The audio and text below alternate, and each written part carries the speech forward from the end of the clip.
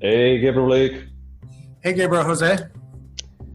Just going back to normal. Where are we today? I'm in my brand new apartment. I rented a new Ooh, apartment ooh. and I moved, and that's where I am. Where are you? I'm in my old boring apartment, just dealing with a neighbor that he actually just appreciates more balancing her chi than actually letting me rest. Sorry With about that. You should rent a whole building so you don't have neighbors, just like me. exactly, if I was living in Chicago, I probably could. It would be snowing right now, it's true, but I could have my own building for the price of my apartment. There you go. Yep, maybe that's the way to go. So what did we watch today? We watched the underrated or uh, the lesser known Wes Anderson film, Shit. The Life Aquatic with Steve Zissou. Is that how you say the name? They said Yeah. it like 20 times in the Sisu. film. Sisu. So Zissou. it was like just poorly known. It was not too popular because he already came from the Royal Tenenbaums, Rushmore, Bottle Rocket, When did this movie come out? 2004. So I was living like a nun, literally, at that time outside of America. I have no idea what the reception was. I learned about all of this much later, and all I know is that it was poorly received Mm, compared to his other films. I don't know how much it made, how many people went and saw it. gotcha. Yeah, no, I think that that's true. Now actually just seeing it in perspective, is like it's a movie that or you love it or you consider like one of the smaller Wes Anderson movies. Yeah, Yeah, and actually, it's like the budget was 50 million and it only made like 35. So it was a bit of a flop. a lot of flop. Yep. Alright, so the reason, because this was my pick, the reason why I wanted to watch this is because talking about Marie Antoinette, or watching Marie Antoinette, it just made me think that Sofia for Coppola was at a point that she could attract a lot of really good acting talent. She was a Because bit it's more because of Lost in Translation. It was like a really popular movie. Everyone was like, wow, she actually has something to say, It's like there is like, something interesting here. And it's also like a very aesthetic base kind of director. And Wes Anderson, I think that is the same. I mean, the same. It's as if it's a different style, but at the same time, like he has a very easy time of attracting everyone. Basically, his last movies basically look like some kind of celebrity fest orgy. yeah, And basically Tilda everyone. Swinton, Yep, everyone. everyone. It's like everyone that is around, in Hollywood, they're like just going to be like just falling like a bee to the honey. It's like just Even straight Edward ahead. Norton, who doesn't do anything now. Wes Anderson does a film and he's like, sure, I'll play the bellboy. Yeah, why not? Yeah, I think that role was written for me. No, no, it was written for anyone in Hollywood. So it's pretty clear that people love working with him, and he has an aesthetic that you may love it, you may hate it, but it's a very personal one. Let's say that It's is a very way. unique to him, and Yeah, it's extremely, everything is in this style. Everything. yeah. There's But nothing outside.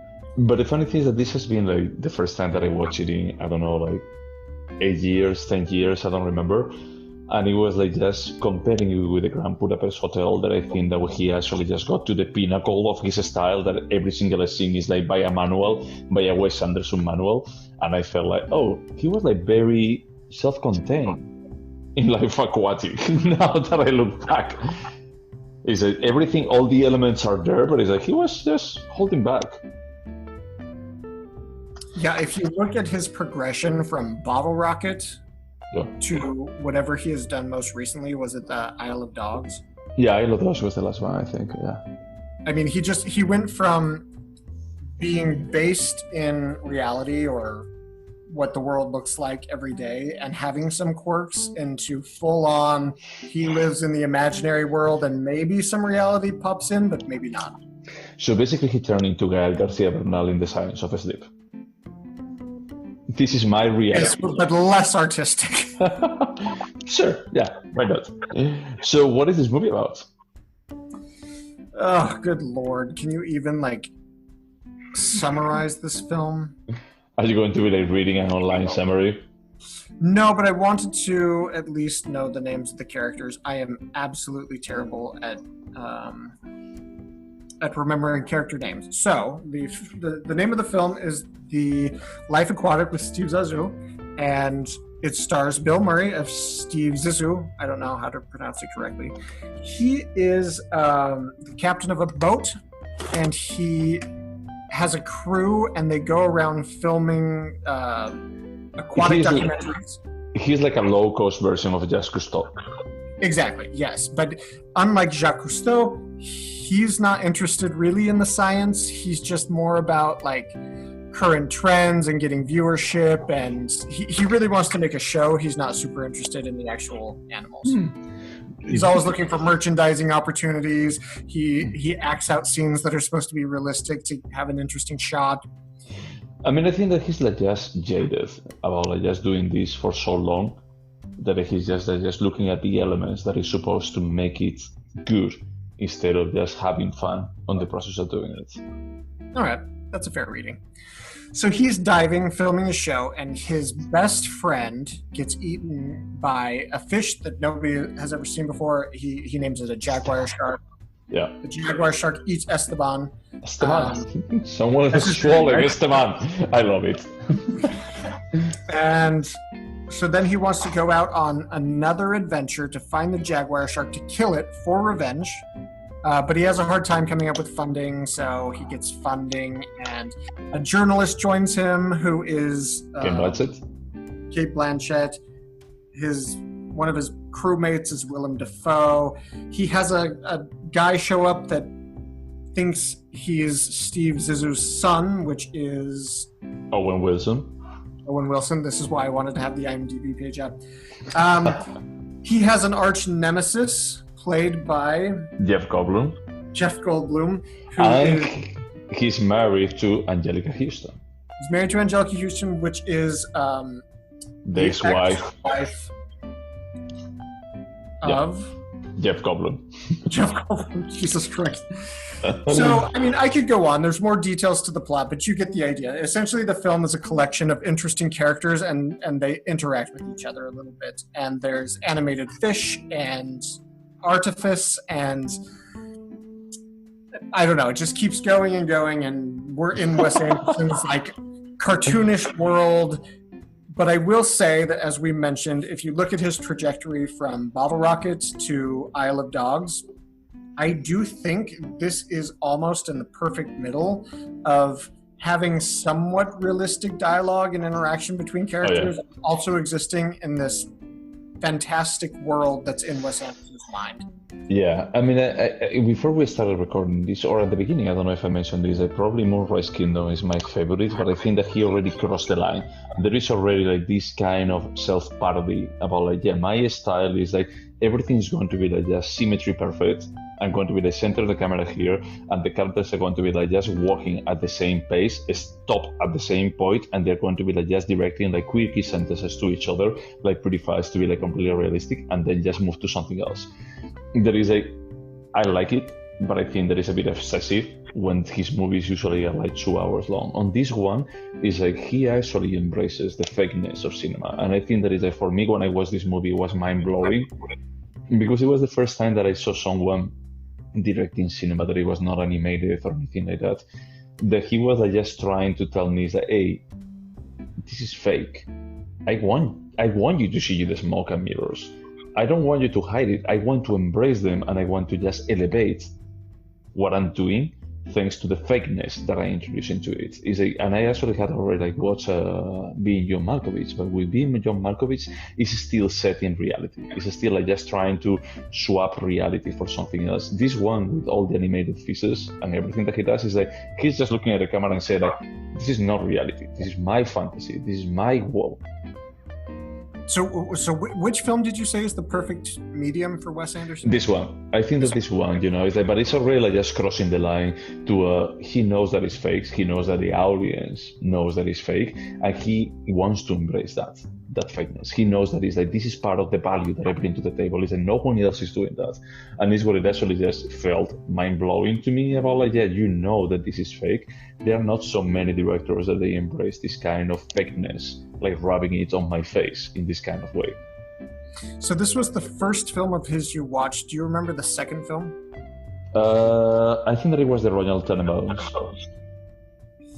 So it's interesting because my first film was in 2003, and it was The Royal Tenenbaums. That's when I watched it. I know it came out in 2001, and then I watched Rushmore. So The Royal Tenenbaums was a little bit more fantastical, and then going back to Rushmore was pretty realistic with a little bit of absurd comedy.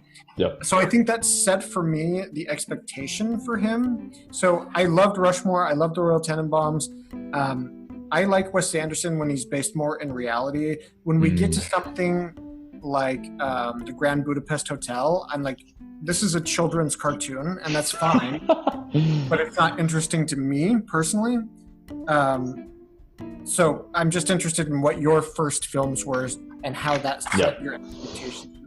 So I like the Grand Budapest Hotel. I went to the cinema to watch it, and I was like really excited because as I said, I really like Moonrise Kingdom, but I think that is just crossing the line into this is my style, this is my manual. It's like I directed this, but probably anyone else could direct this in this kind of way because this is the manual. Every single scene is playing on the same kind of way. With the Grand Budapest Hotel, I think that he went like 10 steps forward. That is like, it's gorgeous, an aesthetic exercise. But as a movie, I felt like pretty weird about it. It's like at this point, it's like you're like actually just bringing down the end value of the movie instead of with Life Aquatic that I think actually just emphasizes like the value of the movie, that kind of fakeness.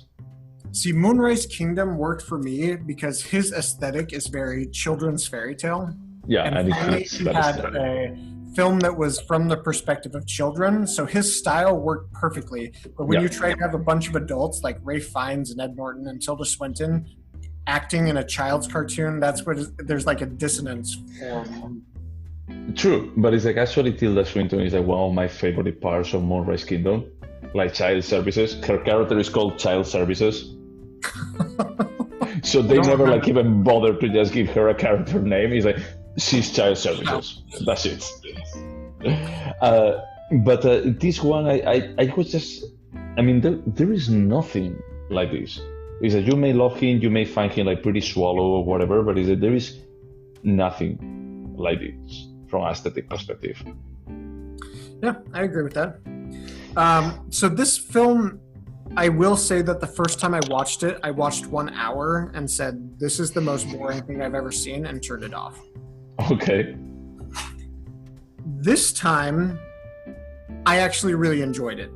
Oh, nice. And it surprised me because I had that experience and I thought I wasn't going to like it. It is different in from his other films in that I feel like he's not concerned about pacing or plot. It's just kind of little vignette after little vignette that kind of connects. And the pacing is really slow, but if you can just sit back and relax and enjoy it, at least for me, I thought, it was. Yeah, I get it. Yeah, this is a kind of a good movie. Yeah, I mean, the funny thing with this is that when I was watching it, look, this is not a perfect film by any stretch of the imagination. I can see like the smoke and mirrors. I can see like the threads connecting the different pieces. As in other movies, I would feel like this doesn't really work, but there is something, you know, when I even like combine like the soundtrack, like the Portuguese version, the Brazilian, Portuguese versions, like playing on guitar by Seu Jorge, that is like, what is this doing here? It's like, it's one of those things that it works. I don't necessarily know why, but there is something that it makes all these kind of crazy pieces that just coming together. And when you have like the last scene when they're like just walking on the pier, you know, everyone from the group of Steve Zissou start like just joining. It's like, this is one of the dumbest moments on this movie, but it actually works. He created a world in this process that is impressive. I do think, because I watched Isle of Dogs recently, he likes to play with language barriers and making people feel emotions even when they don't understand the words. This is just my opinion. He did that in Isle of Dogs when he would have people speak in Japanese and not bother with subtitles. And I felt like he did that in this film with the Brazilian guy singing in a different language, but we recognized it. Like we Even felt the the songs, emotions, and we felt it was beautiful without really understanding what we were hearing. Yeah. But it works. I mean, it's like once again, it's a resource. It's a resource. It's a very interesting thing. That is like sometimes you can feel like things are very like hurtful. You know, there's like a lot of heart here. Here, I can actually see that this was like a deliberate decision.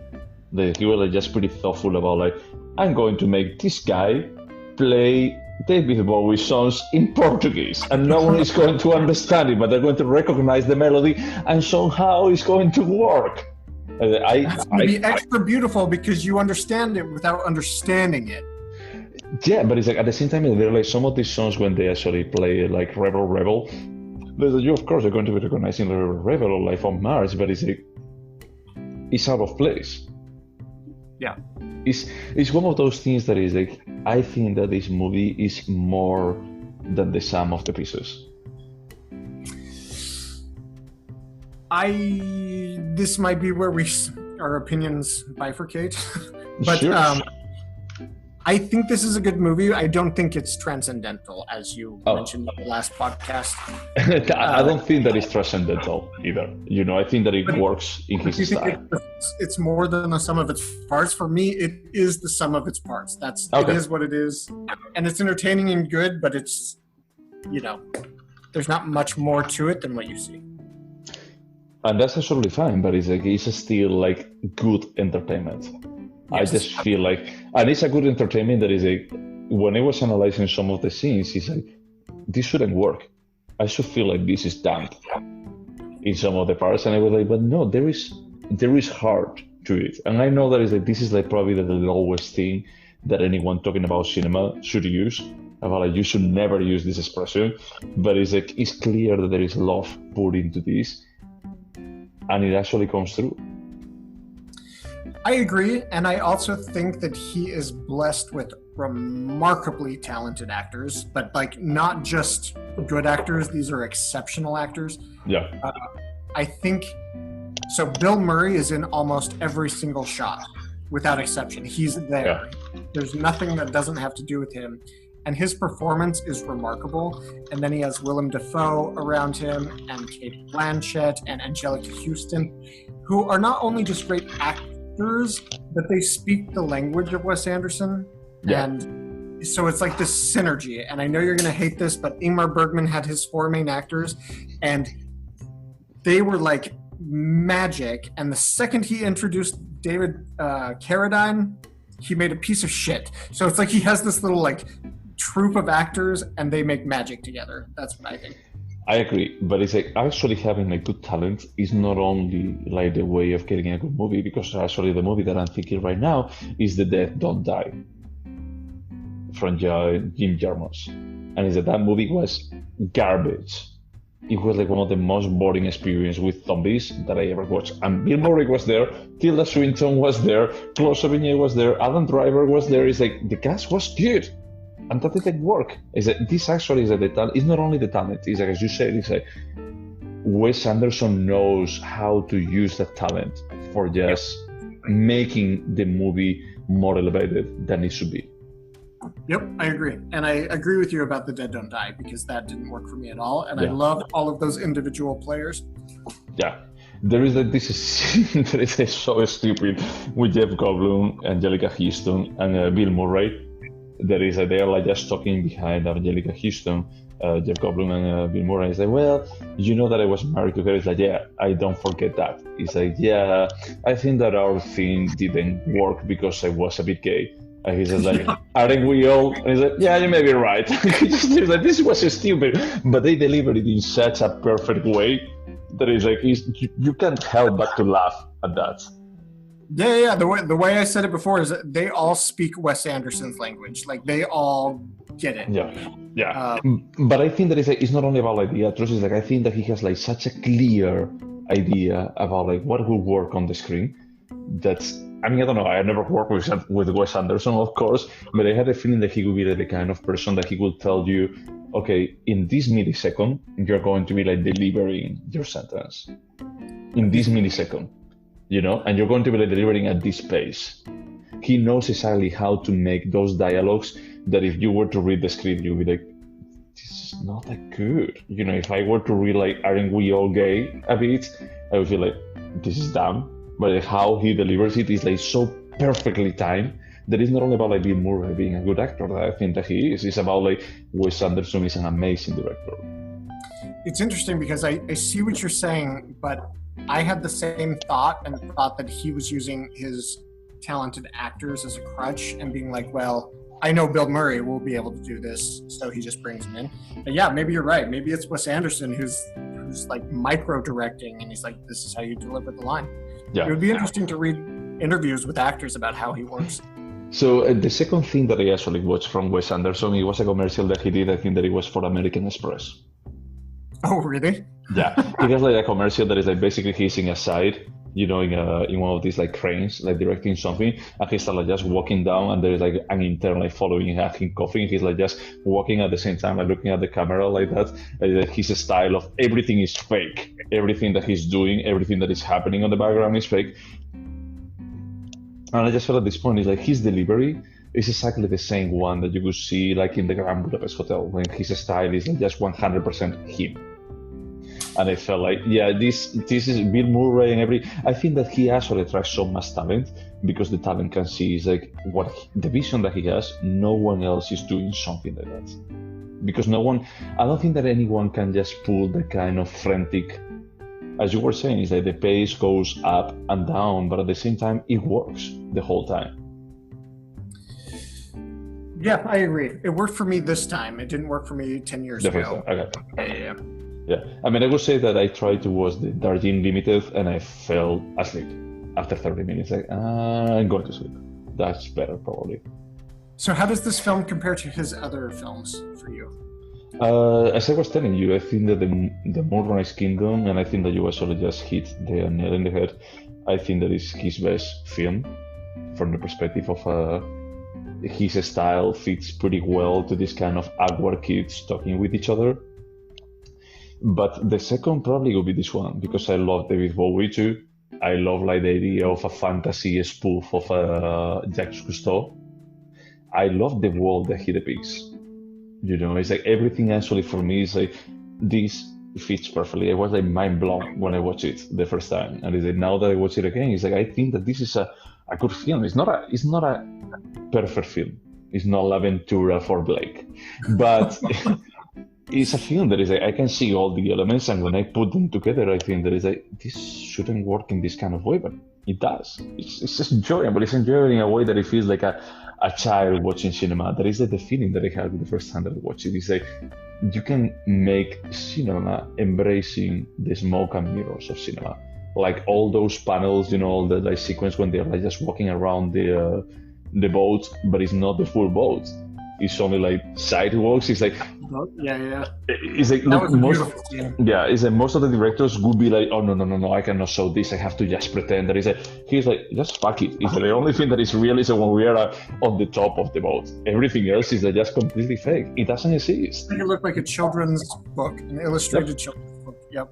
Yeah, but that work is like, for me, it was like just this kind of building this kind of fantasy, almost like just going back to being a kid and hearing about Jacques Cousteau, watching the documentaries, and just imagining that there is like a world made out of fantasy, made out of illusions. And I think that is like his style like fits pretty well into that, because once again, it's the nostalgic feeling of just being kids, as in Moonrise Kingdom. And it's interesting talking about this, that I think Wes Anderson has so much appeal because he started with way more like reality and a little bit of imagination. And then over the last 20 years, he's like inverted it. So now it's way more fantasy than it is reality. But at some point along his career, you relate to some of his films. So I see The Aquatic Life. I do like it, but I prefer the Royal Tenenbaums, and to Royal Tenenbaums, I prefer Rushmore. So you see, like, I like how he was in the 90s, and you like, he's so versatile, and what the things that he's developed in his like visual vocabulary, at some point he's going to speak to you. And just like a determination about where in his career that you like. Yeah, I mean, and that's the thing that is like, I think that this is a director with a clear vision that he keeps like just, how do you say, like policing along the way. But when I think, I'm sorry to just go back to this, when I think about Sofia for Coppola, is a, as you said, is a bit more of a one-trick pony. Yep. Is I have this idea about like what I like to do, and I'm going to be like just re-skinning it into different things. Over and over and over. Yeah, he's definitely more versatile than Sofia. Yeah. But it's like both of them I can actually see like a bit of a parallels. Not nowadays, but it's like when they actually became popular, because they became popular more or less around the same time, is I could see like a parallels about like these are like two of the big promises of American cinema, of American indie, not mainstream cinema. But I think that Wes Anderson became like a mainstream director. I mean, not like a, you know, not like a blockbuster. I don't expect him to actually direct like a Marvel movie. That would be interesting, actually. But it's like it's a bit more of the kind of director that is like people are going to be like, looking up to. Yeah, I think Sofia Coppola is going more in the direction of an auteur, like The Beguiled, and like she's going in this. These are things that interest me, and I'm only going to talk about this. And Wes Anderson's like, how can we create a theme park of cinema where everyone's entertained? And I mean, I don't know. I mean, this is a movie that's something that I remember. I watched this movie with a friend, and I couldn't help but to sing along almost every single song. I have forgotten that I listened to this soundtrack hundreds of times. And not only about like the Seu George versions of David Bowie songs, is that every single song. I remember exactly what order they were going to be like playing, how did they play, what was like the mood that it was setting. I felt like this was, for example, it's like Pedro Almodóvar is always like just praise for his choice in music, about like he thinks a lot about music, and I think that Wes Anderson also realizes about like the importance of music, how he can elevate a scene from just being cool to being like memorable. It's funny that you say that, because not to take the spotlight back to Sofia Coppola, but I had the same experience with Marie Antoinette. I remember buying the CD at like Target and listening to that soundtrack, and I remember, so all those songs had a lot of emotional impact. So I understand what you're saying. Yeah. And like Sofia Coppola, you may disagree, I think Wes Anderson is excellent at choosing pop music that elevates scenes. Yeah. What he wants them to be. He's an expert in that. Look, Sofia for Coppola, basically the whole soundtrack of The Virgin Suicide was made by Air. That is like one of my favorite bands ever. So I respect her, at least for just giving like more popularity. Oh, just stop there. Just say I respect her. No. For giving popularity to her. So from that perspective, it's like I think that she has a good taste. It's like I would never disagree. She has a good taste. And I think that Wes Anderson has good taste too, but I think that Wes Anderson can do more with his good taste than Sofia for Coppola. That's fair. I think he does have more talent. I think he just chooses to not do. So just going back to the Grand Budapest Hotel, I mean, that's a cartoon, and yeah, he did a good cartoon, but anyway, I digress. No. No, I won't disagree, because like for me, it's like it got to a point that it was like just as a parody, as we were saying. It's like I see the colors, I see that you're doing exactly the same Instagram filters. That, well, different set of Instagram filters, but the same idea that Sofia for Coppola did like 15 years ago with Marie Antoinette is like, it's beautiful, but you are missing like the point. Is like, for example, in the Life Aquatic, I had a feeling that it's a story about like jaded middlemen that they try to find like charm in life, and they try to find like what did they miss. Is that they made the choice of I don't want to have kids because I don't like kids.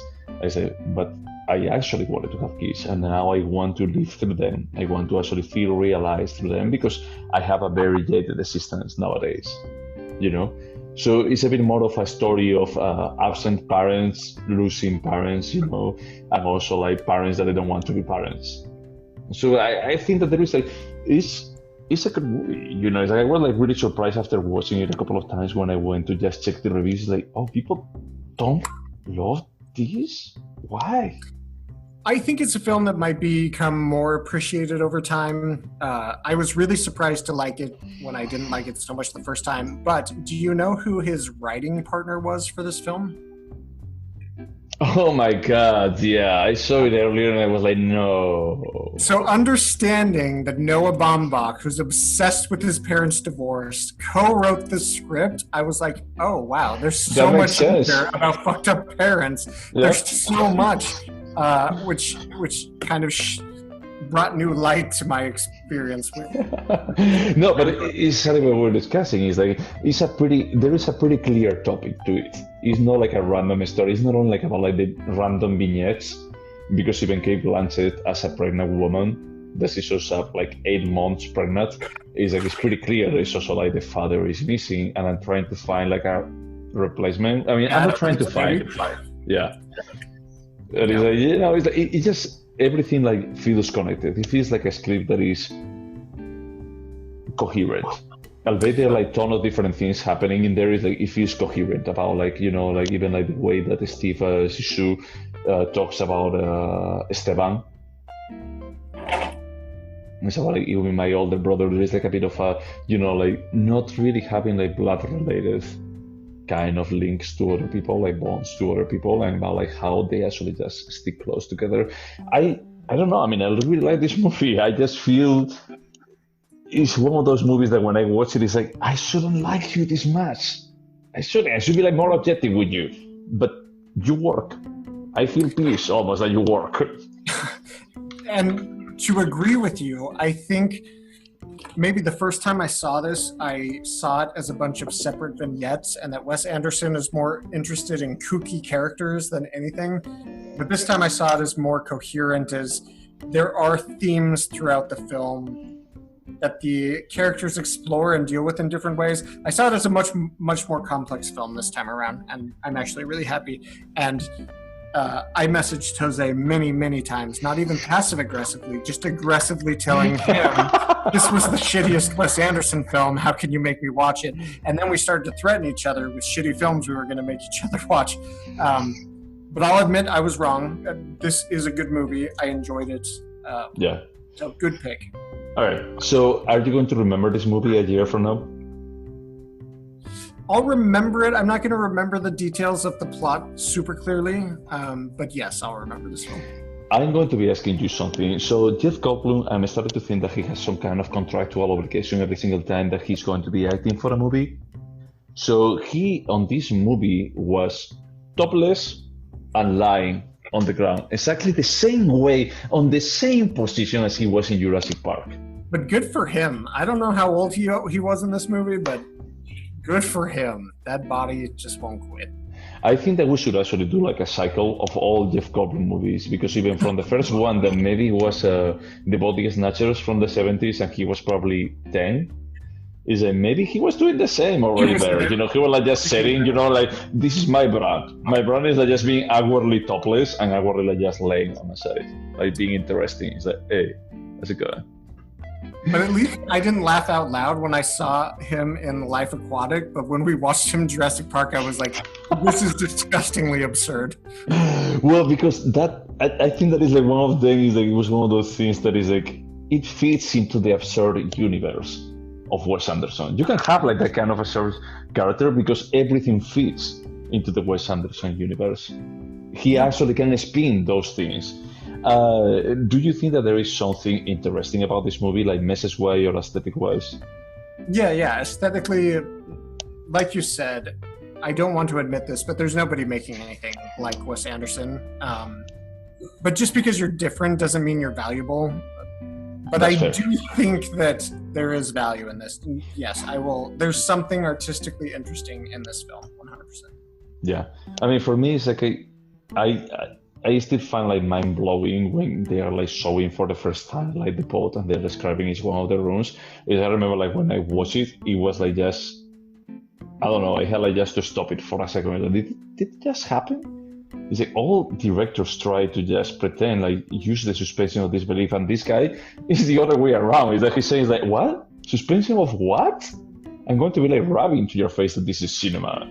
That is like, this is what cinema is for me. We should embrace what it is. And so it's from a this perspective, I mean, I don't think that anyone should be doing this, because then it would be like just watering down. I mean, it would be like just abusing of this format. Yeah. Yeah, I agree. And I will say another thing in support of this film. Spoiler alert, the guy who thinks he's Steve's son Yeah, eventually dies before the film ends. And that felt to me incredibly unique in Wes Anderson's universe, where things are there's no tragedy, and if there's tragedy, it's crafted to be very delicate. But I found that super interesting as well. It's like, okay, he's trying to go places he hasn't gone before, and I really respect that, and it made me feel conflicted inside. Yeah. I actually had to say, just connected to the next question, that I think you remember in a year from now, is that for me, I didn't remember that he died. I didn't either. Well, I don't think I finished the film the first time, but I didn't remember that. Yeah, I watched it a couple of times, and I think that I didn't remember because they don't make a big deal about it. It's a bit more like, okay, he died, we move on. And that doesn't mean that he's not important, but it's a bit more like he's a leitmotif. He's a bit more of a vehicle for Bill Murray's character to just keep growing. Yeah. You know? So it's like, I I didn't have have this, a warning. It was just like, this happened, let's move on. it's basically like this movie is a portrait of Steve Zissou. Almost. Just if only it was in a better director's hands. Really. Okay, so would you remember this movie a year from now? Yeah, I mean, I never forgot it from the first time I watched it, even if I didn't finish it. It's very distinct. The style is there. You can feel this is Wes Anderson in his phase where I liked him the most. Yes, I will remember it. Okay. And would you recommend this to anyone? You know, before the second watching, never. I would have said don't bother with this film. No, but I don't say that joking. I mean, I told you this was the worst Wes Anderson film. So you were honest about that. I was. Now I think I would recommend it. I would recommend it to a specific type of person. For somebody that I know that's a more casual film goer, I would recommend a different Wes Anderson film. Yeah. But for someone that I know that has patience for cinema and wants to, go along for the ride with the director, I would definitely recommend this. Yeah, I mean, me too. I think this is not the easiest one to digest from him. I think that his value as a director comes across easier in Moonrise Kingdom or even in the Budapest Hotel. That is like, okay, that's what he does, and he's amazing about doing that. So if you watch this, that you get a glimpse about like what he's good about, and then you can go to consume the rest of his movies. But this is a movie that I think that it has more gravitas, that it has like more messages that I can take off from. And maybe it's because of Noah Baumbach, Noah Baumbach, like just writing like part of the script.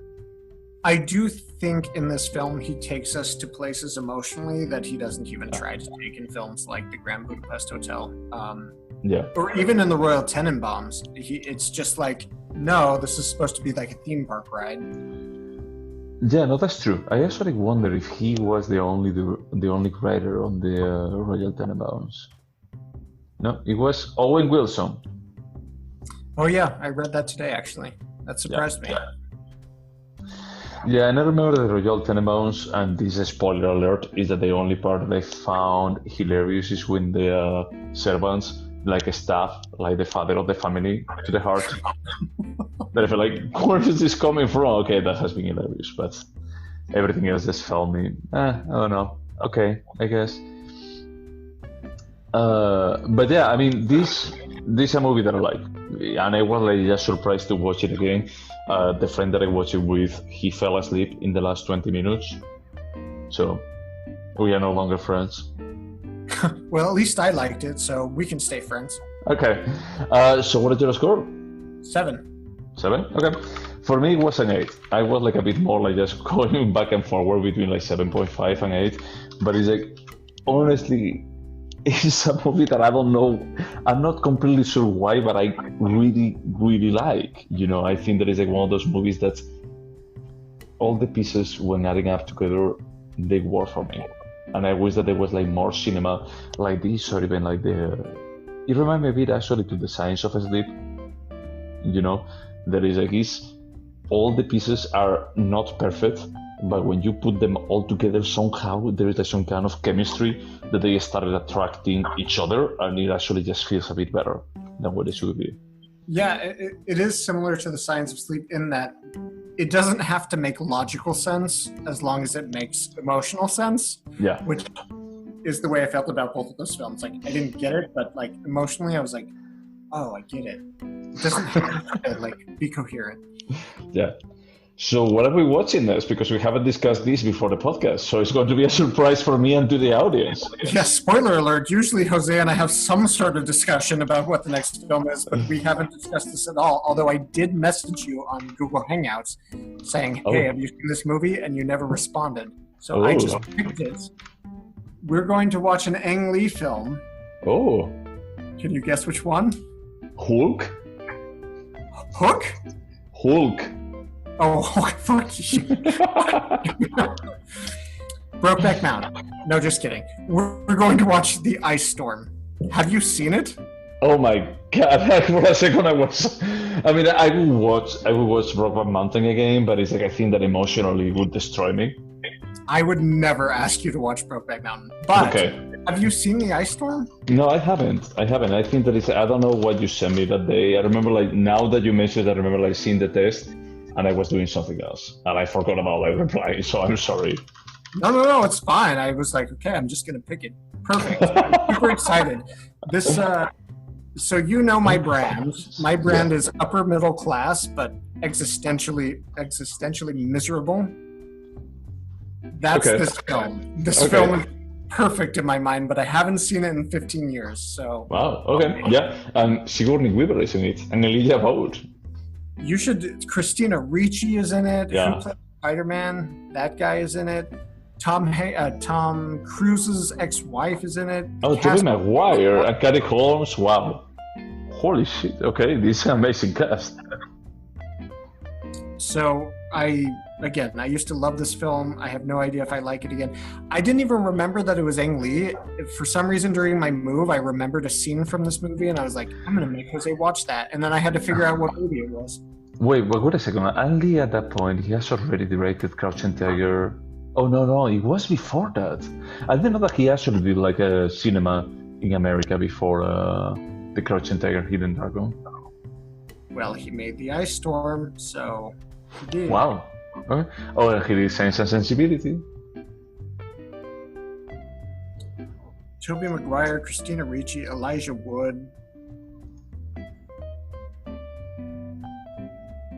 It's a great cast. So yeah, no, I'm looking forward to it. Okay, man. Anything else to say about Life Aquatic with the Steve Zissou besides complimenting my T-shirt?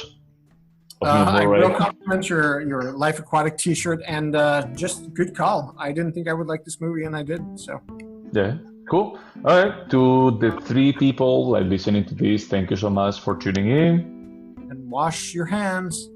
Bye.